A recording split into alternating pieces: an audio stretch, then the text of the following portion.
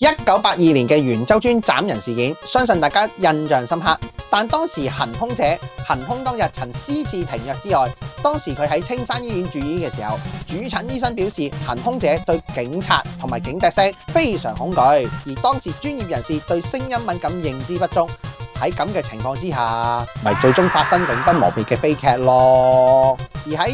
2018年，九巴872線巴士翻側事故更加令人記憶猶新。因為當時872線乘客斥責有亞視保加男編職車長陳浩明，誘發陳浩明聲音敏感而情緒不穩，並以危險駕駛嚟發泄。結果因巴士失控向左翻側，釀成19人死亡、65人受傷嘅慘劇。最終陳浩明被判終身停牌並坐14年監。呢件事更加令到九巴取消兼職車長制度。而且因九巴取消兼職車長制度而衍生另一個問題，而呢件事更加間接令喺我做嘢嗰間特殊學校裏邊咧，最常見就係老師喺課堂上面大聲同埋嚴厲嘅語氣去提醒學生守規矩嘅時候咧，如果身邊嘅智障自閉學生咧係接受唔到，就會有激動嘅反應啦，好似係瞓地下啦。